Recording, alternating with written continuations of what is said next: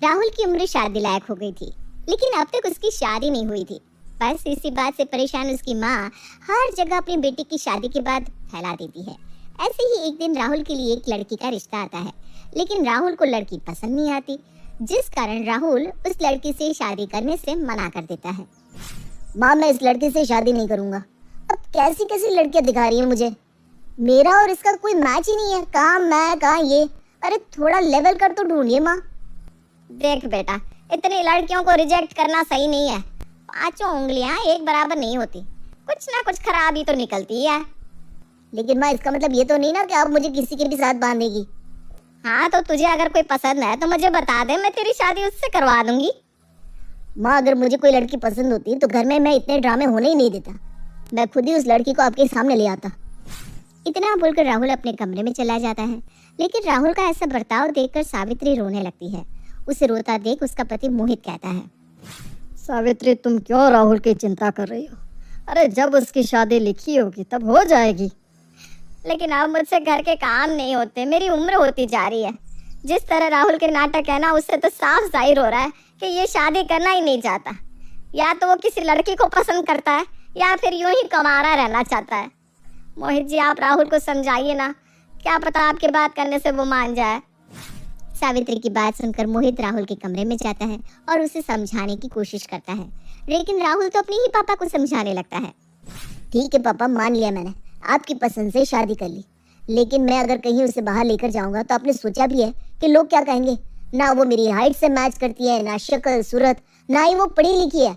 उससे तो अपनी बीवी कहते हुए भी मुझे शर्म आएगी। क्या आप अपने बेटे का ऐसा घर बसाना चाहते हैं जो शादी के बाद भी आपका बेटा कभी खुश ना रह सके? अगर आप अपने बेटे की खुशी नहीं चाहते, अगर आप चाहते हैं कि आपके बेटे का रिश्ता दुनिया के सामने रहे लेकिन उसकी पर्सनल लाइफ में हमेशा प्रॉब्लम रहे, तो ठीक है, मैं शादी करने के लिए तैयार हूँ। राहुल की बात सुनने के बाद मोहित इस शादी के लिए इनकार कर देता है और वो अपने बेटे का सपोर्ट लेता है। समय गुजरता है, लेकिन गुजरते समय के साथ अब भी राहुल का रिश्ता किसी के साथ नहीं लगा। कभी राहुल मना कर देता, कभी लड़की वाले राहुल को मना कर देते थे। ऐसे ही एक दिन सावित्री और मोहित आपस में बैठकर राहुल की शादी की बात कर रहे थे, तभी वहां सावित्री की पड़ोसन उनके घर आती है। कैसी हो सावित्री बहन? अरे कहीं बेटे का रिश्ता लगा या नहीं? अरे कहाँ भाई, अब तो ऐसा लग रहा है कि मेरे बेटे के लिए लड़की ही नहीं बनी, तभी तो मेरे बेटे की शादी नहीं हो रही। पता नहीं उसकी शादी कभी होगी भी या नहीं। अब तो मैं बाहर जाती हूँ तो लोग मुझे ताने देने लगते हैं, बेटा 30 साल का हो गया लेकिन अब तक माँ बाप उसे खुद से दूर नहीं कर रहे। बता, अब लोगों के ताने सुनकर रहना पड़ रहा है मुझे। अरे तो तुम लोगों का मुंह बंद करने के लिए अपने लिए भाड़े की बहू क्यों नहीं ले आती? क्या कहा? भाड़े की बहू? क्या मतलब है आपका? अरे मोहित भाई साहब, लोगों का मुंह बंद करने के लिए कुछ ना कुछ तो करना पड़ेगा। आप भले ही 2-4 लोगों का मुंह बंद कर लेंगे, लेकिन पूरी सोसाइटी का नहीं। किस किस का मुंह बंद करेंगे आप? बोलने वाले तो कुछ भी बोलते हैं। वैसे मेरी मानो तो आप लोगों को दिखाने के लिए अपने बेटे की नकली शादी कर दो। इसी बहाने लोगों का मुंह भी बंद हो जाएगा और आपके घर में भाड़े की बहू आ जाएगी। लेकिन आप कहना क्या चाहती हैं, हमें यही समझ में नहीं आ रहा। अरे भाड़े की बहू बनेगा कौन? आखिर कौन है जो यहाँ भाड़े की बहू बनने के लिए तैयार होगा? सावित्री बहन, आजकल पैसा बड़ी चीज है और गांव में बहुत से ऐसे घर हैं जिन्हें पैसों की सख्त जरूरत होती है। तुम एक काम करो, मैं तुम्हें एक लड़की का नंबर दे रही हूँ, उसको पैसों की सख्त जरूरत है और आपको बहू की। वो पैसों के लिए कुछ दिन के लिए आपकी बहू बन जाएगी और जब उसका समय पूरा होगा तो आप लोगों को बता देना कि तुम्हारी बहू का एक्सीडेंट हो गया, वो नहीं रही अब इस दुनिया में। मोहित और सावित्री को पड़ोसन की बात सही लगती है और वो ठीक ऐसा ही करने की सोचते हैं। शाम को जब राहुल घर आता है तो वो राहुल से इस बारे में बात करते हैं, जिस पर अब राहुल हाँ कर देता है और वो तीनों ठीक वैसा ही करते हैं जैसा उनकी पड़ोसन ने बताया था। लोगों की नजरों में वो सीता नाम की लड़की को अपने घर बहू बनाकर ले आते हैं। बेटा सीता, ये हमारा घर है, तुझे यहाँ हमारी बहू बनकर रहना होगा। जब तक मैं ना कहूँ तब तक तू इस घर से कहीं मत जाना। और हाँ, ध्यान रहे, तुझे यहाँ बहू बनकर ही रहना है। तुझे कभी किसी के सामने ये नहीं जताना कि हम तुझे भाड़े पर लेकर आए हैं। जी आंटी जी, जैसा आप कहें। सीता, मुझे ना आंटी मत कहो, माँ जी कहो। हाँ माँ जी। जी माँ जी। सीता और सावित्री आपस में बात कर रहे थे, तभी वहां सावित्री की एक सहेली आती है और सीता को देखकर कहती है, अरे सावित्री, तूने हमारे राहुल की शादी कर दी और हमें बताया भी नहीं। अरे वो क्या है ना, शहर में लड़की नहीं मिल रही थी तो मैंने अपनी जेठानी को कहा लड़की ढूंढने को। मेरी जेठानी ने सीता के लिए मुझे बताया और मैंने बिना कोई देरी किए सीता और राहुल की शादी गांव में ही करवा दी।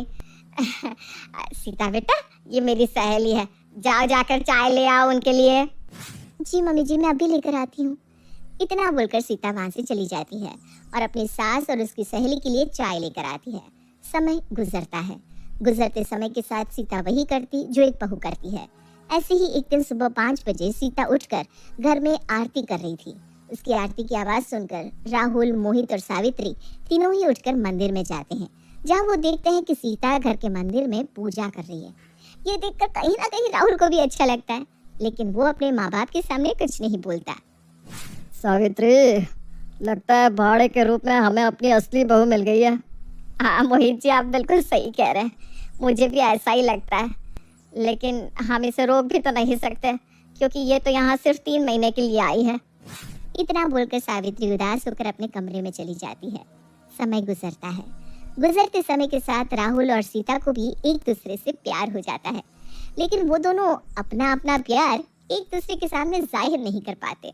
गुजरते समय के साथ अब सीता के जाने का समय आ जाता है। वो अपना सामान पैक कर रही थी, तभी वहाँ राहुल आ जाता है और उसे इस तरह सामान पैक करता देख पूछने लगता है, सीता तुम अपना सामान पैक क्यों कर रही हो, कहीं जा रही हो क्या? राहुल की ऐसी बात सुनकर सीता अपनी आंखों में आंसू लिए राहुल की तरफ देखती है। राहुल जी, मेरे जाने का समय हो गया है, मेरा समय पूरा हो चुका है, इसलिए मुझे यहाँ से अब जाना होगा। क्या तुम्हारे जाने का समय हो गया?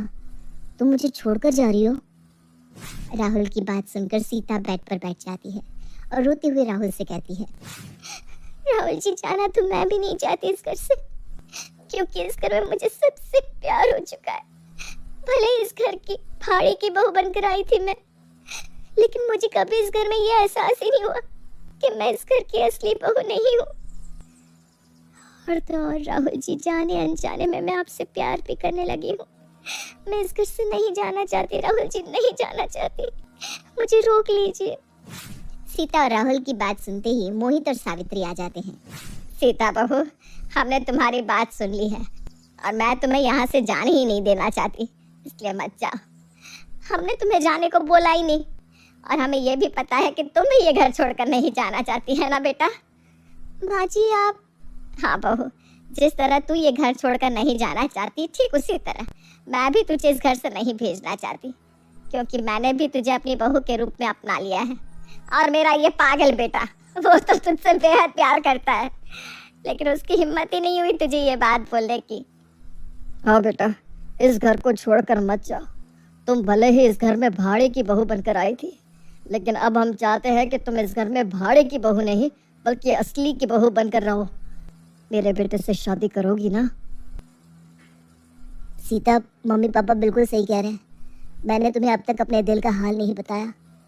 सच कहूँ तो हाँ, मैं तुमसे बहुत प्यार करता हूँ और मैं तुम्हें रोकना भी चाहता हूँ। प्लीज़ रुक जाओ और मुझसे शादी कर लो। बताओ सीता, क्या तुम मुझसे शादी करोगी? मैं तुमसे वादा करता हूँ, मैं तुम्हें कभी कोई दुख नहीं दूंगा, हमेशा अपनी पलकों पर बिठा कर रखूंगा।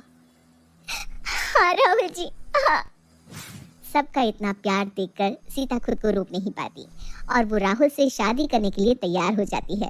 इस तरह सीता वहीं रुक जाती है, जिसके बाद राहुल की माँ राहुल और सीता की धूमधाम से सभी के सामने शादी करवा देती है।